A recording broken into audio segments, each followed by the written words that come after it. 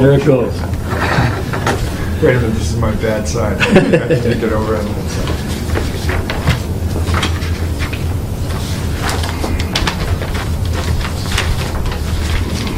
You gave me one of those agendas, I gave them all away. Just I'd like to open the City Council Finance Subcommittee meeting for July 2nd, 2013. First item on the agenda, minutes from the prior meeting of 6/19/2013. To approve. Second.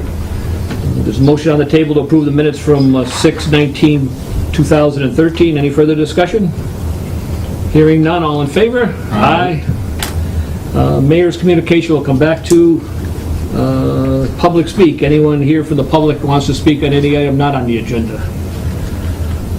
Hearing none, we can go to new business. Let's go to item 2, which is a supplemental appropriation FY14 for $48,300 to repair an automatic bar screen at the wastewater treatment plant. Sounds important. Yeah. I guess I read what Mr. Pipchinsky said, and it obviously is something I think we need to do. I mean, it sounds like we're now, they're doing it, raking it manually 3 to 4 times a day. Mayor, we went to the item B, Sure, stabilization. Yeah, so the contraption takes the solids out of the waste stream as it comes into the plant. And they have to be removed in some way, and so the hand stuff is what they can do, but it just doesn't work. It causes more overtime because they've got to do it every day. And we won't have free cash certified and retained earnings certified until October at the best. And so instead of letting it drag out that far, what we propose is that we'll take it out of stabilization, because that's the only place in July that we have money. And then when the reserves are certified, we'll put it back. Okay. That's the intent. And you said, Justin, I'll just ask you, you said this is something that's been done before, or? Not on this particular one. No. I'm sorry, yeah, I was in room A, not room 1, excuse me. We're on another item, so we'll go back. Okay, cool. The questions I have are in the replacement of things that were not included. They talked about motors and gearboxes. There's a level of confidence that those will be okay, even though everything else is being rebuilt. Yeah, Carl and I disagree sometimes on things, but he's really a great plant operator. So I have a lot of faith in his assessment of what needs to be done. And there was also, it talked about the compactor too, that there's no work well. I'm honestly not as concerned as the motors and gearboxes. But if there's a level of comfort that we're good with this, then I just want to make sure the question was asked. And Councilor Rist, just a quick question. I know, like, when we talked something about the industry, and I think we're all about stabilization, but you don't have a problem where it's going to be replaced. I trust the mayor's been, I mean, because that's you've been quite good about putting money in stabilization when we past. can, and I think we will. okay. And obviously, if it's causing overtime, it's in our benefit to get it done. Done, So right. I don't see an It's issue. a one-time expense. It's not a recurring expense. We should do it. Is there any other discussion? I'll move that we accept the appropriation. I'll second. Okay, we have a motion second to approve $48,300 to be appropriated from stabilization for capital equipment repair to fix the automatic bar screen at the treatment plant. Yes. I will ask that when we vote on this, that somebody who's present answer the question if it comes up in the city council on the, what about motors, gearboxes, and compactors, someone will be there. You would ask Joe? Sure, I'll ask Joe. Whichever you feel. I mean, I'll ask Joe. Yeah, I think that's probably better to come from the council than Sure, from the no mayor. problem. And because we do have a public hearing set for this one on the 10th. That one's already set. So. So that's the vote. Oh, I know. I'm going to get back to that. So, other than that, Councilor Cobb, any other further discussion? Hearing none, all in favor? Aye. That's 3-0. Returning back to the agenda to item B, Mayor's communication. The mayor was out of the room, but feel free if you have items other than... I'm sorry. No I did give you some information on the solar production at the landfill. Mostly just for your information, I believe that it's going to actually come formally to the city council as just an informational piece, but I knew you were talking about that site tonight, and I thought it would be helpful to understand. That's at full year's production. Okay, so that, because it did start, I think I looked at it started like May 31st. Yeah, so June production that showed up in July, and then May production made it 12 months, and so Right. this is the end of the 12-month period. Very good, thank you for that. Anything else, sir? Can we share that with the entire council, Mike? Well, like I said, I think I put a memo on top of it, and it'll be in your packet. Okay. If that will, if not, That was my intention. if not, we'll relay to the other councilors at the meeting. Okay, moving on to item number 1, payment in lieu of taxes pilot agreement between the city and the operator of the Oliver Street Solar Facility. Do you have everyone present, Dan, or do you need spellings or anything? Well, yeah, can I have names of everybody here? I'm gonna put it in the minutes. Yes, I think I'm probably the most foreign name. Andrew Reed from Borrego Solar. R-E-E-D or R-E-I-D? R-E-E, yeah. And I'm sorry, sir. Peter. I want to make sure I spell your name right. Peter Davies, D-A-V-I-E-S. And you are the president of the, or the chairman of the, No, I'm just a board member. just a board member. Okay. And what? I'm sorry, Peter Davies. D-A-V-I-E-S. And I'll get everybody else because I know everybody else. Very good. I'll open up to either counselor to, I'd like to hear why it's necessary and the impact on our taxes over the 20-year period seems high, and I wanted to hear from the treasurer on that. But I really wanted to hear from Borrego why it's necessary and why you guys are approving it. some kind of like, if you could just kind of give us a overview of how this came about, or why we feel it's in the interest, or you feel it's in the interest of the city, if you do. I mean, I assume you guys are in favor of it, you put it in. I guess we're talking about we're talking about The pilot. agreement. The pilot agreement, yeah.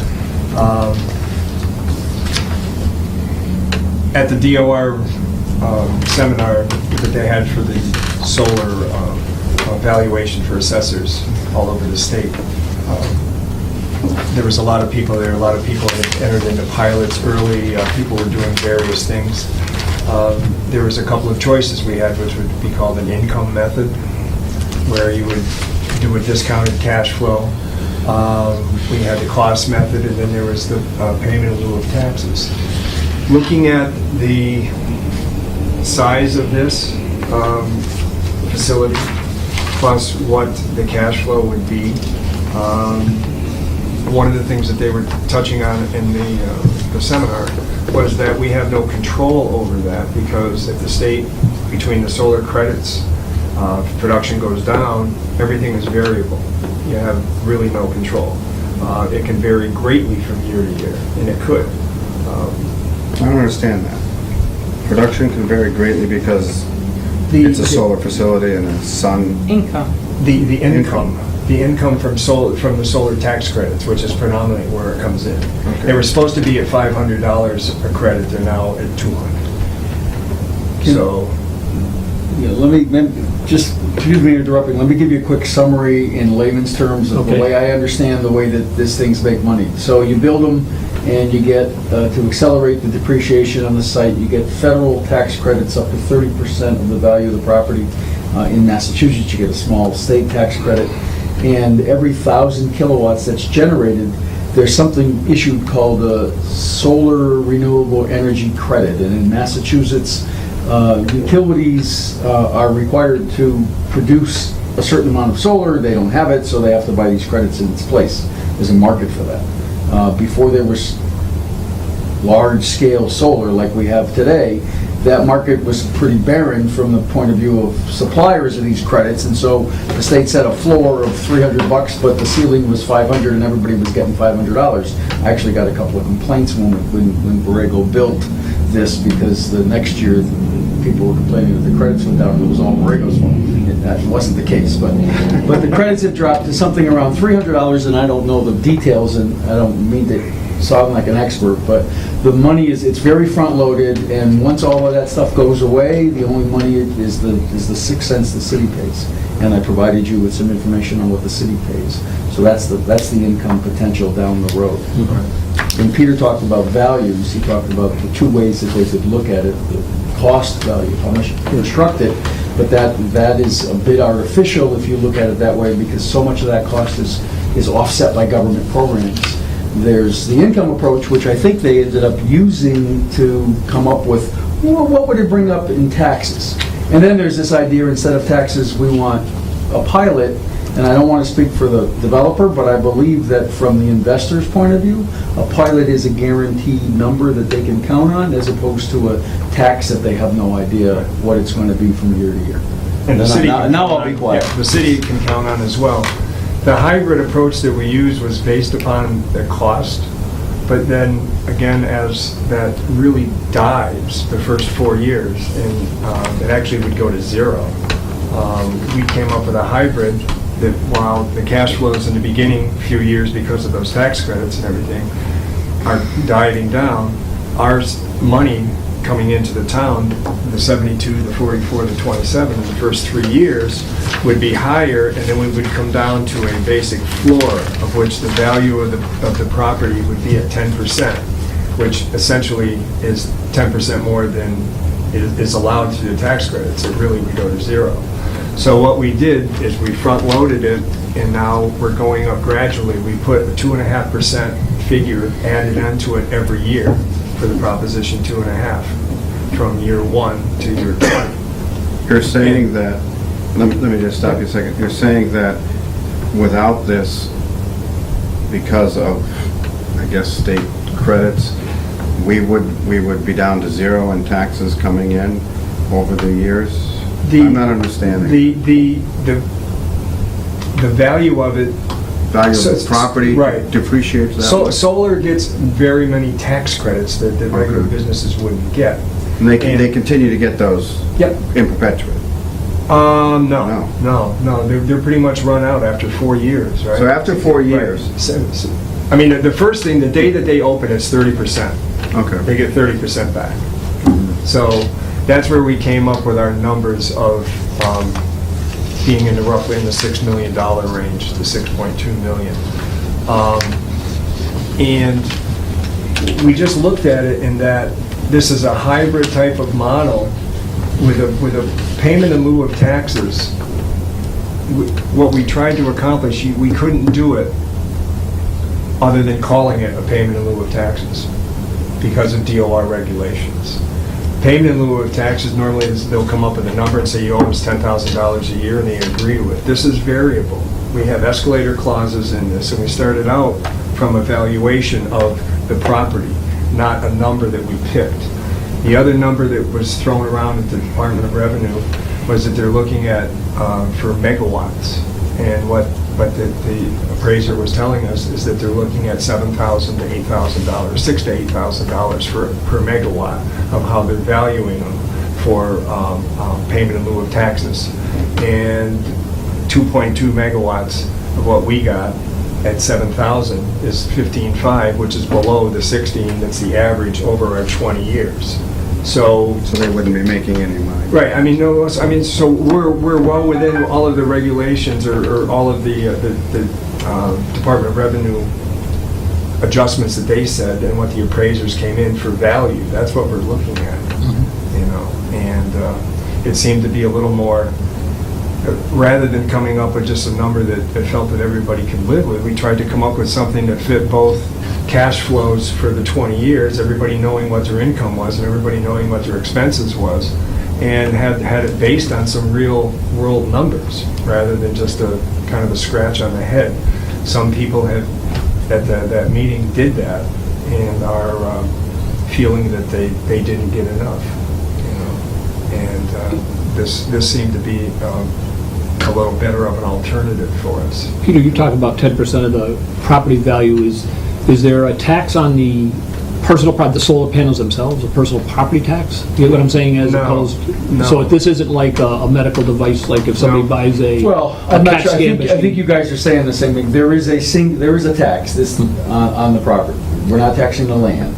So it is the solar panels that are being taxed. Tax, Right. okay, so it is Right. taxed like a, So Like you could, like they're you could taxing my consider car. it a personal like property. they're taxing my car. Not excise. But I don't, Yes, just, yes. yes. Yes, so there is a tax on it, and what they are taxing is the array, not the land under it. So they're taxing the mounts, everything that makes up the array, including the electrical components, but not the land. Land itself, because the city still. It's the city's land. Right. And some of the, if it was a private land with this on, it would be another discussion, at that point in time. There'd be land value Also. on top of it. And how do they arrive at this value, since this is one of the first ones in the state? Is it something they use some kind of, I don't know, how does the DOR decide how you evaluate this kind of? Actually, the assessors valued it based upon what it costs to build it and what the cash flow is. Okay, that's how So you when do it. they talked about the value, about valuing based on replacement or cost, that's one method, and when you talk about valuing it based on income, that's another method. And so an asset that, in year 7, it's gonna bring maybe 3 million watts of power at 6 cents, it'll bring 180 grand. What's an asset that brings in $180,000 gross worth? They have costs, they have to maintain it, they have whatever mowing and all of that stuff. And so the asset wouldn't be worth very much in year 7 just based on its income. And I think that's where they attempted, and I don't want to speak for the board, but we didn't do this in the beginning for 2 reasons. Nobody had had it before, and so I had no idea when we were talking to Borrego originally how to put that into it, and so we just decided to leave it up to the law. And essentially the clause in our contract says that they're liable for whatever taxes, whatever.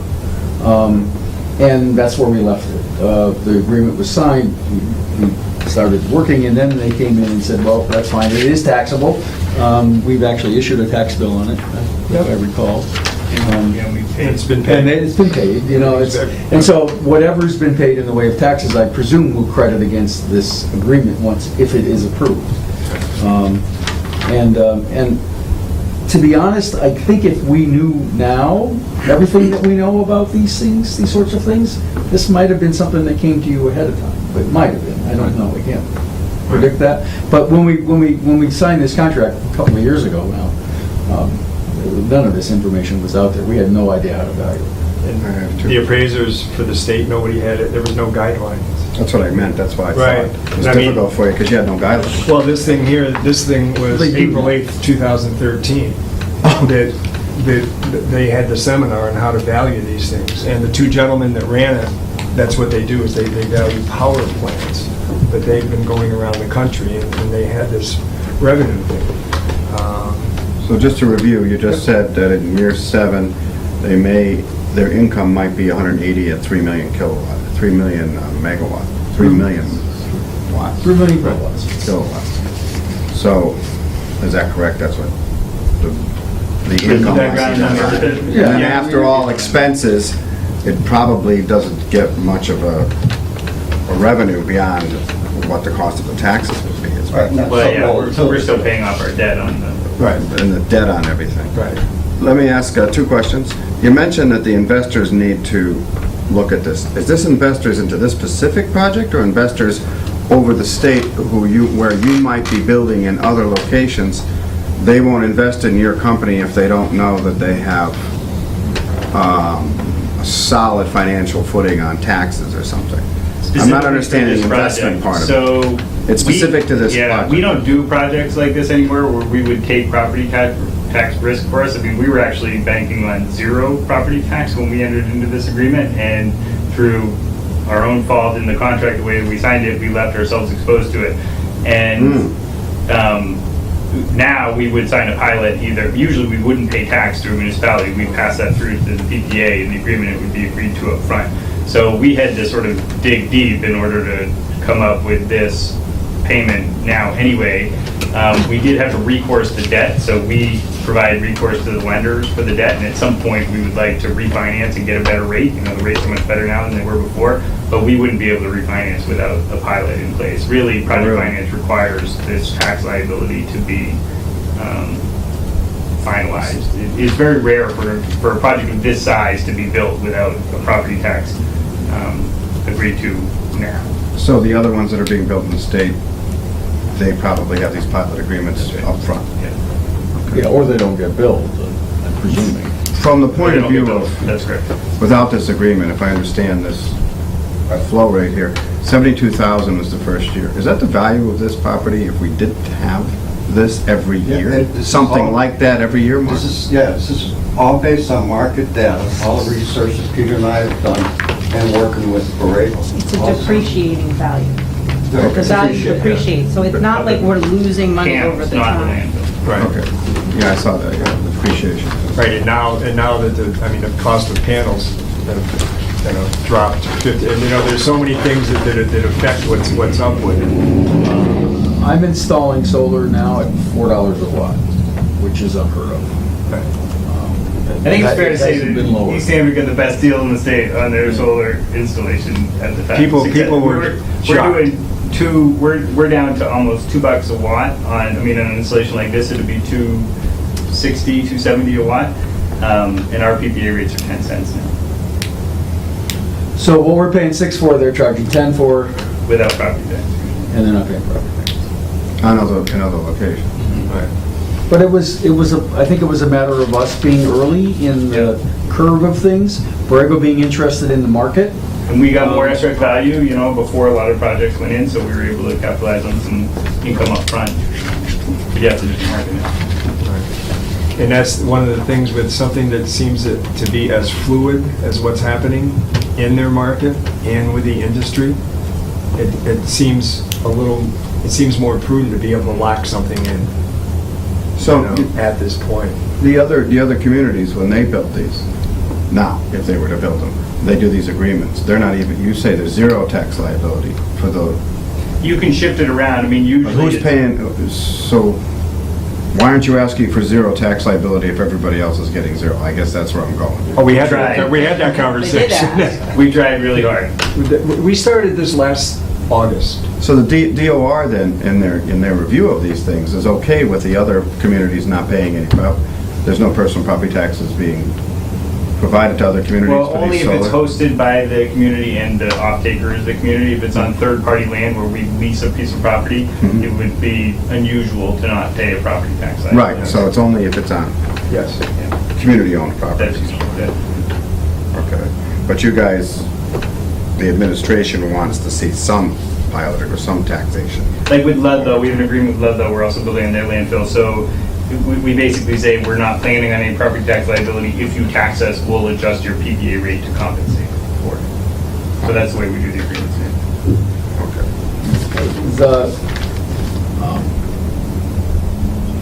I've come to learn more and more about how this is valued and more about how the assessor's process works. I'm comfortable with this because both parties agreed on the value to start with.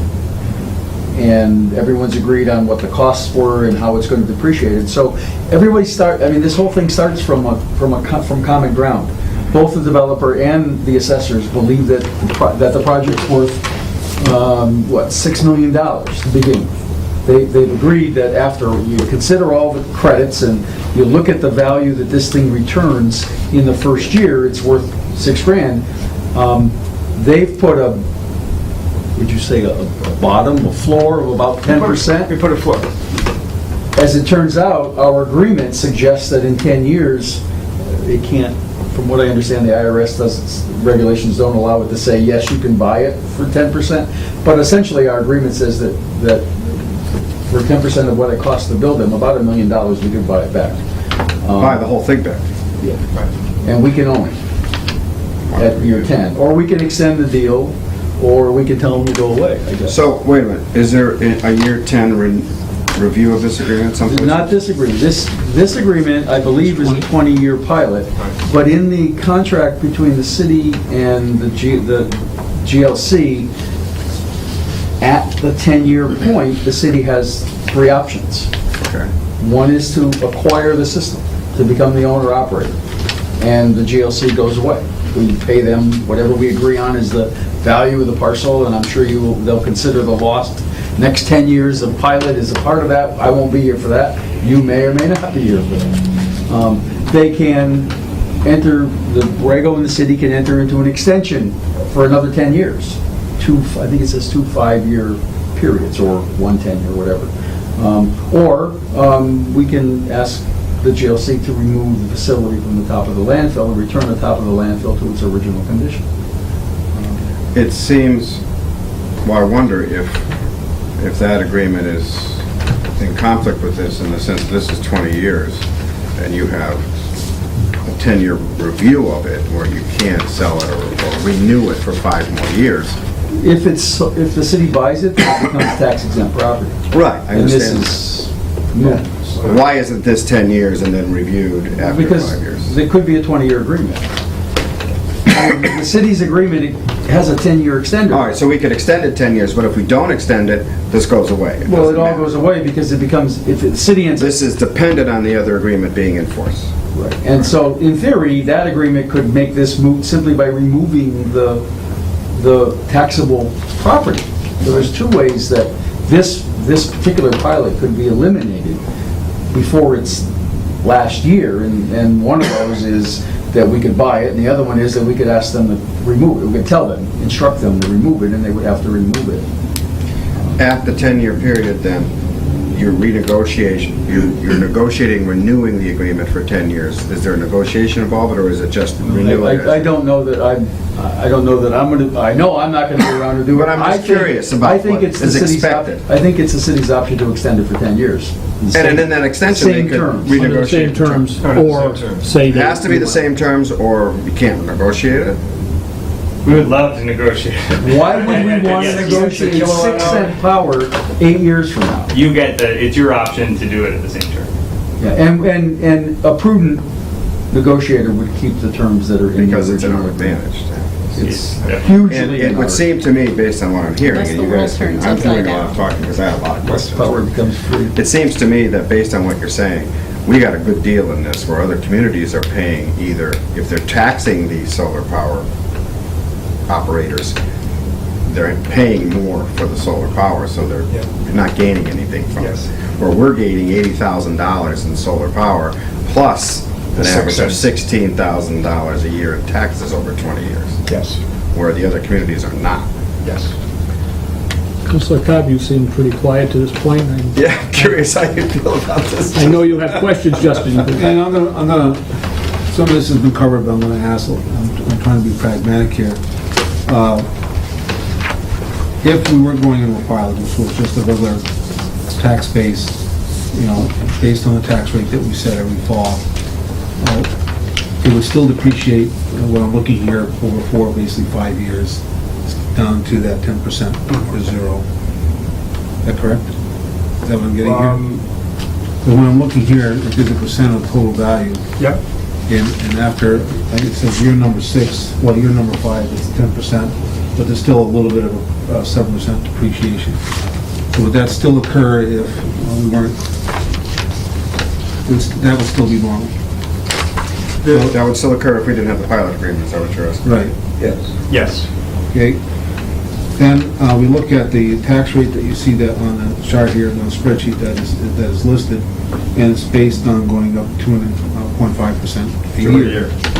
And I know from experience with a number of residents that that's not generally the case for them. Sometimes it's just because of the cycle of evaluation, but again, that's property. Well, not but personal. let me separate your argument a little bit. Tax rate and tax burden are 2 different things.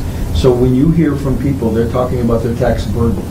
They're saying what I'm paying in dollars, but if you look at the tax rate several years ago was higher than it is today. You pay less tax. And so, in this case, the rate, the multiplier times the value, is guaranteed to increase. Under property taxes, it's not. It Under depends property on the taxes, if valuation. you have highly increasing values, housing prices start gaining like they did in the early 80s, your rate starts plummeting because you're limited as to how much you can collect by Prop 2.5. And so if values go up 10% and we can only raise 2.5% more taxes, the rate has to come down. Because if we kept the same rate times 10% more property, we'd make more than 2.5%. We are not allowed by law to do that. And so by having a rate structure like this, you really kind of take and I think this may be a positive from the investor's point of view, you take the variability out of the tax rate. And Because the value is being predetermined. Everything's being predetermined. what's being predetermined is how much they're paying. Right. And that calculation is Well, the based on a calculation's based on guaranteed a- increase, whereas it wouldn't necessarily be the case. If we had a booming housing market for some reason, or whatever, Borrego's commercial value may actually stay the same, but because the tax rate came down, their burden could be significantly less than what's being calculated here. Because instead of a $16 rate in year 7 or whatever it is, it might be a $12 rate. And in the reverse, if the real estate and commercial property all over town tanked, the rate would go through the roof, and they're still on a fixed schedule of depreciation, and therefore their tax burden could double. It just, because it's all, when you set the tax rate, it's considered, like last year, commercial went We have a single down rate for and both. real estate went, and personal individual homes went up. So some people's tax burden went down, and some people's tax burden went up. It just depended on. And by more than 2.5%. Right. Because commercial was not valued as high as single-family residence. But generally speaking, if I'm paying $4,000 in taxes and given no other increases, overrides, or whatever, I'm gonna pay 2.5% more next year, that's it. If Regardless of values what the were rate static, is, right. but even if my value of my home goes way up, the rate goes down, so I still pay only 2.5% more than the $4,000 I'm paying now, if I Yeah. understand it. Yeah, In a sense. we're allowed to collect 2.5%, the city's allowed to collect 2.5% more on its tax base. Value of the tax base is what drives the rate. The rate's a very artificial number. It's the artificial number in the mix. We estimate value based on what the assessors do every year, and then triannually there's a reval. And so the values are pretty close, they should be pretty close to what the market believes the values are. The amount we can collect is fixed when you approve the budget. And it's stated in there. So the variable is the rate. And rate can be affected significantly by the value of property. So if my property skyrockets higher, I can pay more. Sure. If the houses like yours in your neighborhood Went up. go up faster than houses like mine in, well, we're in the neighborhood, like Dan's in his neighborhood, or Justin in his neighborhood, then Dan's taxes could, in fact, stay the same or go down, while yours and mine go up. But the bottom line payment that the city collects is 2.5% more, that's it. It can't go up. Up to 2.5% more, and my budgets always have all of it. But, Try to get everything on the table. and actually, my question was going to be, I want you to convince me otherwise. And because when I look at this, what I look at is, boy, I'd like a deal like this, where I know where my payments are going to be in the next 20 years for taxes. Because even if it means a little more the first few years, at least I can I can budget, I can plan, I can work that out. That's not the case. And that's not the case for a lot of our businesses here in town also. And so your job is to convince me that there's something specific about this particular project that says it's okay to do this when no one else has the privilege. Well, May I? because we're making a profit on the project. What's different about this project is that he has a fixed rate of depreciation. We cannot depreciate home values. So that the way that this property is assessed is as a fixed methodology of depreciation of value. So that value is going to continue to come down regardless of what happens to personal property, personal individual homeownership and other personal Not property. going with land, we have the same rate for commercial or So- residential. So maybe think about it this way, that in 20 years, your home's still going to have pretty significant value, likely more than it is now. In 20 years, this facility is going to be generating less power than it did the first day, and is going to be $625,000. most of the way through its useful life. And at the end of it, this will be scrap metal. Your house, your home, or any of the business properties in town will still have significant value at the end of that period. So it's a little different. It's more like, think about it more like a car and your excise tax, because it wears out eventually. I mean, it's a much longer life cycle, 30 years, Is that the life of this 30? 30 years, so the panels are warranted for 25 years, so, 30 years is the expected lifespan. And there is a device that converts the energy from AC to DC, and that will have to be replaced at some point, I presume, at least once For year 15. in the life of the panels. Yeah, it's not like regular property where you have brick and mortar buildings which last for 100 years. This is No. equipment subject to weather and subject to all kinds of damage, shall we say, or wear. I understand that now. Because this is the only thing we're valuing is the The surface. land underneath is still ours. Right, we're only valuing that, and when that goes away, there's no value in it, unless you replace them all. Which- Well, then you have a new investment and a new ability A new agreement. to add value, because now there's new investment. The next question is a follow-up. If, we know this one has a fixed rate of depreciation. Okay, but that actually helps out more than you realize. If it didn't have that, and that's just because of the uniqueness of the facility, and my guess is some kind of state law that says that. It's the uniqueness of the industry. I mean, if the feds are the one that have this. It's highly subsidized industry. Okay, so if it weren't there, how would you depreciate it? Or would you depreciate it over the 20 years, the 10 years? Take a wild guess, rather. It's hard to say, because you Well, don't have... assets. I mean, a commercial real estate building depreciates over 39 and a half years.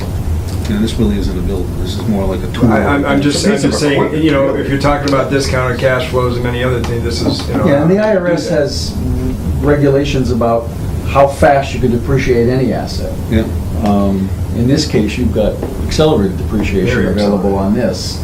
So the federal government allows most of these costs to be written off in the first few years. If Right you were- now, yeah. Yeah. Okay. If you were to own a billboard, trying to think of something that wears out over time, it would depreciate probably on a much flatter basis, because you don't have heavy government subsidies helping you put the billboard up to begin with, or any really fast depreciation methods, although I think there might be some out there, but might not be a good Is example. there comparable for personal The car property was a good example. manufacturer? I think the car is an excellent example. It's an excellent analogy. Could be for. I mean, a lot longer life, but Machines for Well, but motors. it's a machine. Right. This is a machine. It's How do not we depreciate really, our backhoes? it's not really a You know? product. Excuse me. So how do we depreciate the backhoes that we have for the DPW or, a truck? I mean, it's, at the end of it, I'm sure. yeah, there is a useful life, and Well, any business has They're using- depreciated equipment too. I mean, Right. they have a truck, they Right. depreciate it. And we pay less excise tax on our vehicles because they depreciate in value. down to 10%. Down to 10%. So what I'm understanding more, I came in here wondering about the property because I thought, well, this is property, why are we giving them such a break? But it's not really, it's a piece of equipment. It's not the same at all. And it's a piece of equipment that is subject to depreciation more so than others. It's also something that we support as a renewable community from that point of view too. I mean, we don't want you to go broke. And we gain. Well, it seems to me that if other communities are not getting this kind of benefit, we're lucky here. Well, yeah, especially with a PPA of 6 cents, right? I mean, another town might negotiate a PPA of 13 cents and have a similar, property tax, just so they can borrow from buckets, right? Like Well, they're they just- just income here and savings there.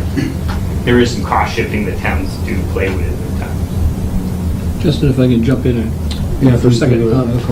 Just getting to the specific agreement, under number 4, for project additions and deletions, and down about 4 lines, it says, notwithstanding the foregoing, no increase in the pilot payments or any other real or personal property taxes or assessments will be due or required for replacement of personal property, equipment, or machinery that is non-functional, obsolete, or replaced due to wear and tear or casualty as part of the scheduled or unscheduled maintenance, provided that such replacement does not result in an increase in the project value materially greater than the original value of the property. And I guess I'm a little concerned, with LLCs in general, because they have a certain, that's why they're set up as limited liability corporations, and also the solar industry in general, in that having lived through the solar panels of the 70s, obviously there's been a lot of technology, and I could see this whole array being obsolete in 5 more years with some new technology. Again, I don't know if that's out there and how fast things could change, but I would think, just like computers, we don't know how fast a solar project would become obsolete. And I guess how would could Borrego or the LLC, it's not technically Borrego, but the LLC put all new equipment in that would be worth twice, or it says materially more than the original, but a material... That was a red line from the city back to us to protect themselves against that. Right. But I guess the word materially greater is a phrase that, to me, a court would have to settle if the city became in dispute with the LLC as to what is materially greater. Are you taking into account the first sentence? Provided that such replacement does not result. Right, in a materially greater. You get what I'm saying? In other words, that if you're saying not withdrawn, if no increase, a real is due, right? You're saying the first under... The first line says that if you make it I'm just reading this. Go ahead. Yeah. It seems to me that it says if you make an increase in the project that actually adds to the Value, project, you can- let's say new panels that double the output or whatever, then it says that this will be adjusted proportionally. Yeah, it does say that, the first. Right. Then it goes on to say, oh, but by the way, and I think what it intends to say, and I wasn't a part of this, but the way I read it, is that if I replace the inverter at year 15 with a new inverter, doesn't mean I'm gonna pay you more in pilot payments. Right. Got to have the inverter to make AC electricity.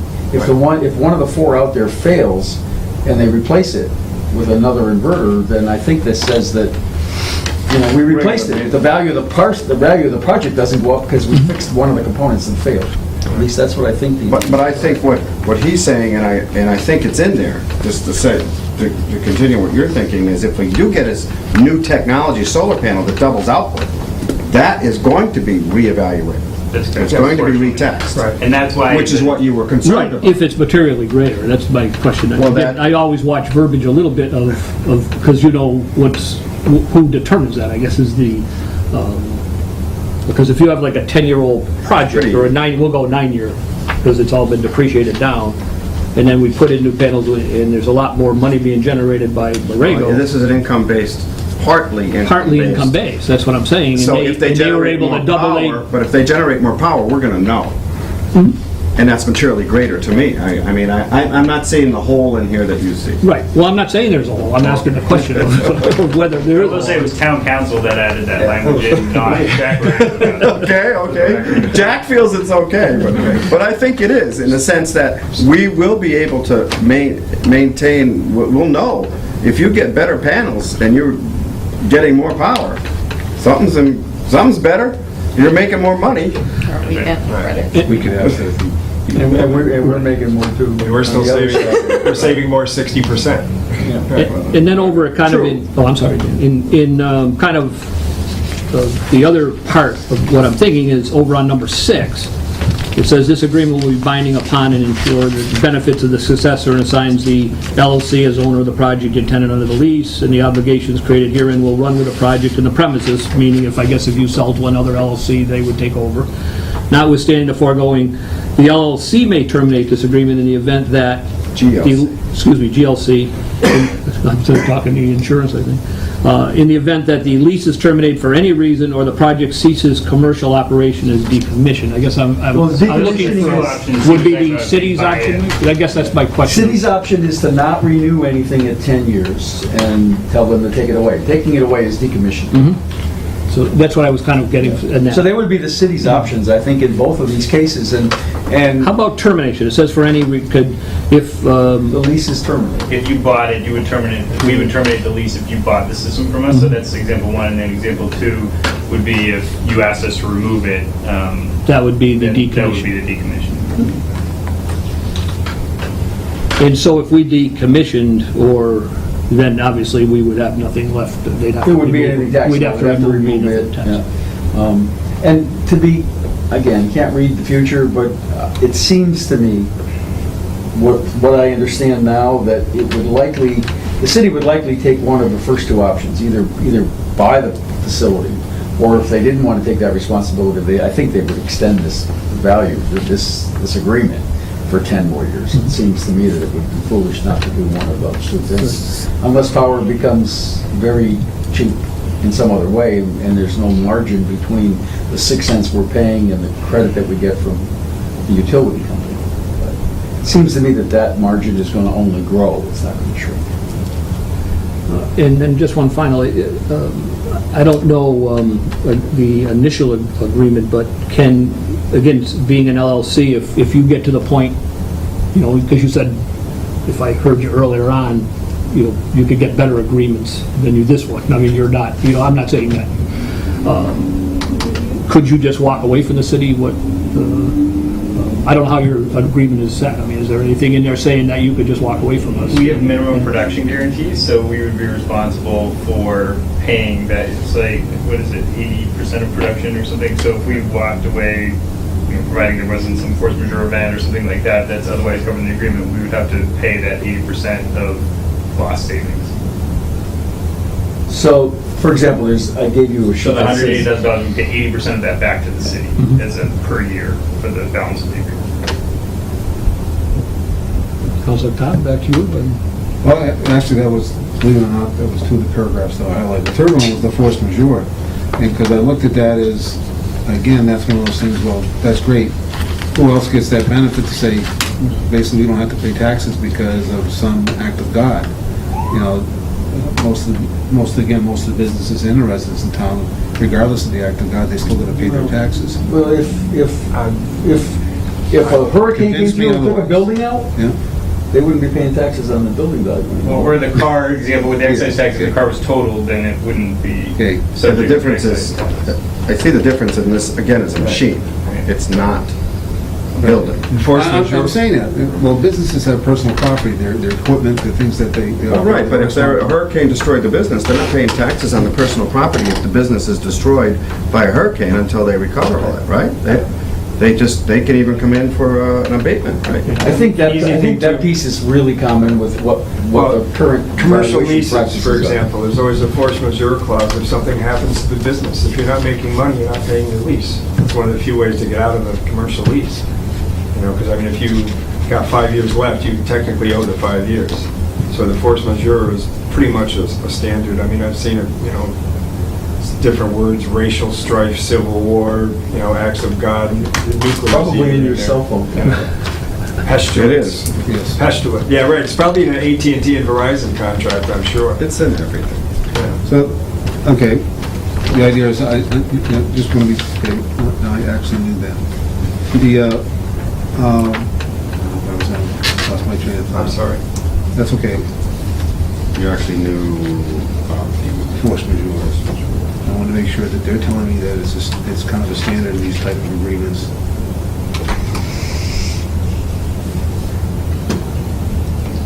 Let me ask the, Oh, I know where I was going. okay, finish. Where I was going was this, is in this event, this is my word, is we already have cases where people, for whatever reason, walk away.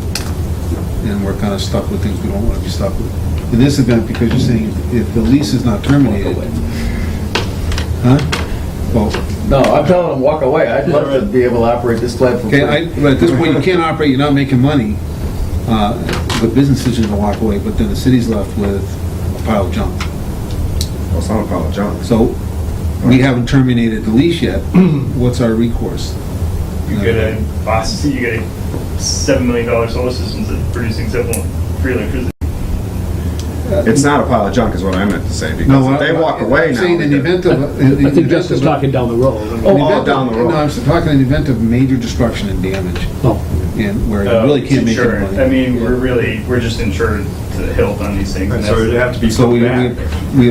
applied, We have requirements to hold insurance in the Yeah. contract for the PPA, and we agreed on what those minimum requirements were for the insurance and the contract negotiations to provide comfort to the town that we're adequately covered for all these force majeure events. because we're gonna be losing revenue over a period of time. And so they have, I think, in that case, up to 6 months, I think, to get it back online. And they're forgiven, if I remember the language correctly, they're sort of forgiven from this minimum production while that happens. Correct. Right.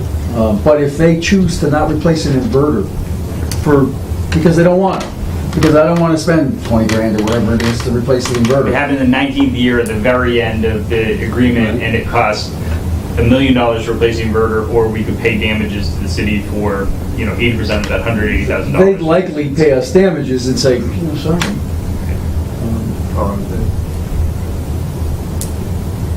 Okay, I just want to make sure, because, the idea of trying to protect the city in some way, make sure we're getting Well, some. I like the insurance part of it.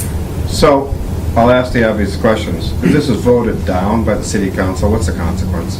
You guys We would don't, appeal every tax bill we ever got from you, probably. We'd just become a thorn, I think, is the reality of it. We would really just want to because, protect well, ourselves. from your point of view, you're not making any money and this tax burden would really kill you. Yeah, it would be very good.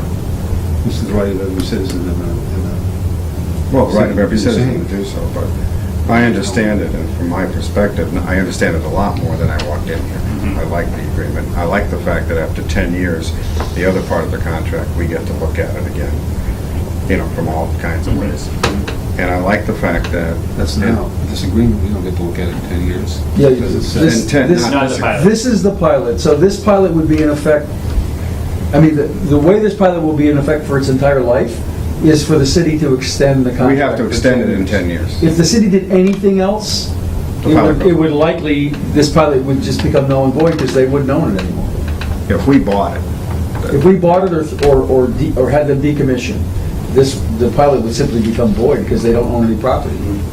I also, just to conclude my thoughts on it, I like to support solar, and I like the fact that this is supporting it in a way that maintains investment, as you say, investment opportunity Yeah. for those who want to see this kind of thing happen in more communities. Yeah. And obviously, by being on the ground floor of this, the city of Easthampton seems to be ahead of the curve with regard to financial advantage, based on what you're telling me the other communities are doing. Yeah, I mean, I think Mike... And I don't want the feels pretty assessor good when he Mark goes to the have to mayor's deal with meetings, your... Good negotiator, huh? I mean, It was just it was in the good right timing, place right? at the It was right the right time. place at the right time. I think. Borrego gained from it, we gained for from sure. it. I mean, I think everybody made out okay. Everybody made And out. this is a loose piece that we weren't prepared to answer. I believed that they would be taxable. They believed they wouldn't be. We agreed to language. It fell onto my side of the table, and this is kind of their effort to, okay, let's figure out how do we I get think we some have a good stability partnership out here, of and it. this is sort of the last piece in that puzzle. And it's good for the project. It's good for both sides to have the visibility into the tax revenue. It provides stability to the project. It, is a good foundation for Easthampton to again be a thought leader with the pilot. I mean, there's other pilots, of course, that have been agreed to, but. Well, this was an agreement that, truly was an agreement between Yeah. Borrego and between the assessors. Yeah. I mean, it was... You guys are fully It was on board months. with this, you like it, Yes. and you're happy with it? Do you need the minutes or the board? No, I agree, I believe you. Just ask it. I'm just No, we asking. actually should have that as, that If back you to have them, the Board of Assessors. that the Board of Assessors are supporting. In fact, maybe that should go to the full council, the full Yeah, board it's part of accepts the this and sees it as a good I mean, agreement. we accepted this agreement of the numbers in February, and we accepted this agreement mid-May, I think, is when it was. Well, the alternative is, we would tax them to the full, and then they would come in for abatements every year. Well, I think the alternative is they would tax them based on these values, Right. and there would be a So you're seeing disagreement. this as an advantage to the city, too. You're seeing this as an advantage because of depreciation levels and the fact of the matter is that we may get less taxes over time. It is a than very, this. it's a very strange That's animal important. because of all of the depreciation and all of the things that are available to this specific industry at this specific time. That may or may not be in the future. That's where I'm going, because regardless of the stability, it's, I myself would love the stability, even if I end up paying a little more. That's just like, prepaying for my oil, I know I'm paying a little more, but the idea is I can come up with the money up front, and it stabilizes my budget, my capital expenses over time. Not taxed. There are people that love that kind of stuff. My solar panels are not taxed. Mike, you mentioned once that you believe this would actually get the city more more revenue. crystal It's ball. to crystal speculation ball. to a certain- I believe that values in Easthampton will rise quickly over time, because I think Easthampton is a community on the rise. I'm not going to be here to shepherd that, but I think it's going to happen. So I think that values will rise faster than Prop 2.5, and that the rate, in actuality, will not rise as quickly as it's projected to do here. So given the fact that my understanding is that the board has set the values based on how they would tax it, given that, I think this is not a bad deal for the city either. It gives us some stability in what to project for pilots, and it does guarantee an increase that we aren't guaranteed based on the property taxes. Because it ignores the effects of value on rate. This agreement simply ignores the fact that if Easthampton is worth more because it's more attractive, and our houses and our business property rises faster than inflation, that our rate won't get to whatever this number is in year 8 or 10. I really think it's not that I was a big proponent of pilots ever, but I think they struck a good deal. And I think I understand, because unlike the values of our homes, the value of this property is definitely going to depreciate. So if the rate goes down, we lose taxes, because the value is definitely going to depreciate. On a depreciated asset. As an asset, whereas my home, if it goes way up, the rate may go down, but I'm still going to pay the same or more taxes. And one of the things about the pilot in name only was that what we had come up with, the only way that we could come up with this schedule and have a payment agreed to payments going out this length of 10 years or 20 years, was to call it a payment in lieu of taxes. Even though it's based upon a valuation, it's based upon real taxes, but we couldn't do that because you can't have agreements like that. You have to call them They're not payment in enforceable. lieu. The pilot's enforceable, nothing Yes. else. Nothing else I had is. suggested early on, why doesn't the GLC and the assessors just agree on a value, put it to paper, and be done with it? Right. But it's not an enforceable thing. The next board of assessors could say, Right. we don't believe in that. And GLC could say, nah. it has no We teeth. don't. So, the pilot wasn't something that we scratched our head and came up on the back of an envelope as something. It's based upon some real-world numbers and reality, and financial realities. But in order to extend it for the length of time we needed to do under DOR statutes, this is what we had to call it, Okay. Melissa, what's your thoughts on this? Do you agree with all this, in the sense of the value and the taxation?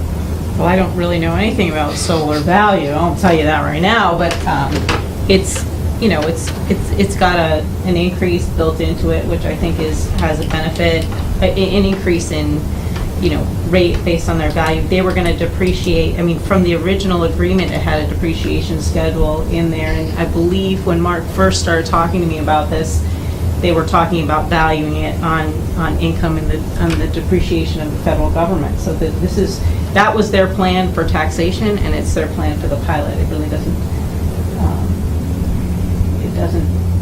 the methodology hasn't changed. So you don't see any disadvantages? You see the same advantage the mayor does in this, in Yeah. the sense that we have... I see it, I really understand, because I agree with the mayor. I think the values in the city are going to go up. They're already going up. Unless we have another... I do have one more question, and that's why'd you pick 2013 to start? That's the first tax bill, right? Technically, the first tax bill that we agreed to in a payment in lieu payment last year of $15,000 from 2012, but they basically got online in May.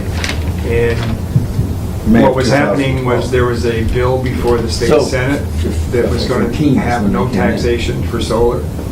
So at that point in time, even if we had entered into any agreement, the rug could have gotten pulled out from us anyway. And it was after that was not passed that we began, last August, we began our negotiations about this. So, And so production began in May of Right. 12, which is the last month of fiscal 12. And so really 13 was their first full tax year. right, And that's how you base the values, right, at least on the income. right. That was my last, under the payment there, you put FY12, 15,000 will be due signing this agreement. The net portion of the 15 due will be 8.3. Because they've already made a tax That's payment. because of They've made a number of payments, so I see. So whatever it'll be that adjusted adjustment will to- have to be, we have agreed to do it, and that's That's kind of what a that- fluid number, that's but right. whatever that difference will be. I we've think we agreed paid to. about 46,000 plus the 50. Right, right. So, What do you guys want to do? Anything else? I'd like to move this tonight. Are you okay to move this to the council? or not? I'm okay with moving this to the council. I'm gonna be honest with you, I don't quite have a real warm and fuzzy about high support on this, but I also don't have a cloak and dagger about not supporting it, so. I'll think it over, but I'm okay with moving it to the, I just want to thank the assessors because you really enlightened me. I came in here like Justin saying, what the heck, why are they getting this tax break? And I totally understand it now. Very important to understand it. And I think, I don't know how we do it, but the other counselors that are going to vote on this are going to wonder, maybe like Justin, why is this happening? But I think the analogy to machinery versus property, brick and mortar, and the value analogy and everything we're talking about, I think is important to be stated quite clearly to the other counselors. I don't know how you can do that, but I think I will try that night. But really, you enlightened me. I was turned around on it tonight by you, and I thank you. And the support of the Board of Assessors and the support of the treasurer makes a lot of sense. It is important to me, so. And to be honest, it's not a tax break. And I know that it sort of seems that way. It seems that way. But it's really a tax agreement. It's an agreement that the assessors and the investor have agreed on a value. They've agreed on a way to assess a payment on that value. And so it's really not a tax break, it's more of well, it's a payment in lieu of tax agreement.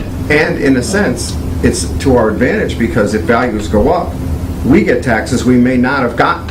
You get payments you may not have. Payments you may not have gotten. Not taxes, payments, whatever. Of course, if it went down, we could make it. Well, I know, but Just be- I like the positive outlook that values are going to go I up. didn't say Because that. maybe if I sell my house, I'll make some money. Well, if actually values go down, these tax rates may come to pass. Which is what you did. You raised the rates anyway. I'm ready to, what do you want to do here? Why don't you entertain a motion? I'll move that we agree to this pilot agreement and send it to the city council for review. I'll second that. We have a motion, and a second. Any further discussion? Councilor Cobb? Not at this point. I will just say, I echo a lot of what Councilor Rist and Councilor Cobb said, that I know a whole lot more than when I entered the room on the whole agreement. I guess, I can only speak for myself, I guess I'm still not 100% there for saying I can support it, but by the same token, I'm not saying I think I can support it also. I guess between now and the meeting, I just want to kind of mull it over in my mind, so when the vote comes, I'm going to abstain. And again, that's not saying I'm against it. I've heard a lot of it, and I'm the type of person I think likes to take the time to just analyze it, and I think certainly maybe next week I can support it. And again, I don't want that to come off as I'm against it, or I want to leave my options open, because I'd hate to say I'm for something and then something hit me this week and then change my mind. So that's just how I'm going to vote. But again, I want to throw that out there. And I don't know if any other councilors have a comment they want to make, or we want to go to a I hope vote. we send it with a positive approval, because we can always change our mind when we get there, if you guys really change your mind. I'd rather not send it to the city council with 2 abstentions and 1 in favor. I really hope we don't do that. I think if you send it 3-0, yeah, you're sending a message that you think it's going to be a good agreement, but you can always change your mind. But I don't know, it's just the way I feel. I think we should look at it that way. I'm okay with sending it to the council. So, Why don't we do it 2-0? 2-0. 2-0 and 1 abstention. 2-0. Okay. And again, I may very well, in fact, to be honest with you, I'm leaning more to the approving it and the disapproving it. I just need a little time to... Sounds like we will. Understandable, it took us 9 months to... Right, I understand. So, you know, I mean, Thank you, give us a little more time to think about it. I mean, it, you know, We have a it public was, hearing. it was a bit. Yes, I already scheduled a public So hearing. there is public So we're all hearing. set. So you gentlemen will, I'd ask you all. everybody to come next, it's next one, the 10th, right? A week tomorrow. A week from tomorrow, if you could be there, because I'm sure, again, like we were enlightened, there's maybe several questions by other counselors at that time. And again, we can always have a second public hearing, but if you're all there, maybe we can have enough information that it can be agreed upon that night, or not agreed upon if that's the view of the full council. But, Okay. okay, Thank you. thank you very much, appreciate it. Thank you, thanks for the time. Are we doing senior work up tonight? No, we're not going to do senior unless Cobb has, he did get a letter from Canton, so he's still gathering information. I'll give that to you, we'll take a look at it. Do you want these extra copies that I have of the agreements? I think you should put them in the council. Yeah. You know what I ask you guys to do? Is to write a clear letter of support. And I may have done this already to the other councilors that explains what you explained tonight and how you feel strongly about this. Especially from my point of view, how you see it as this an site's getting advantage, it's not a tax the break, it's newest an advantage to the city because rates, web-based you something feel or other. that gives you Yeah. rate stabilization. And so I think we have City a in 20 meeting- years. The idea is, rather phone- than coming in the room cold, Web meeting with they can come to the room. Tommy with- Sutherland. Maybe if it's just I guess we're now Maybe if it's VIP customer or something. And I think this document was really helpful. Dedicated person. The new agreement isn't necessary to have, and I know the current agreement has a Create a date. customer But portal that's- that gives you. And I think a small more summary, access kind of to a summary of how this all, Summary of how you how it feel really was about arrived at, I You think know, you'll be able- would be helpful. I mean, that would have been helpful to me before this meeting, but no. It's okay, See but I when your think maintenance giving is them that, scheduled, what we like, did when by we were this out there, to Thursday, provide she put updates the for you. agenda It's a on. whole Just program start that Tommy getting is it actually I can just- heading up. No, I'm gonna raise this with him, but you guys had offered to do something with Bring a it school. with her and give And everybody. we now We love have it that. Council new high school with 338 solar panels on the roof. Can I have a motion And to a electric inverter. Move to adjourn. And, So we don't have another meeting. well, At one point, I think, yeah, right?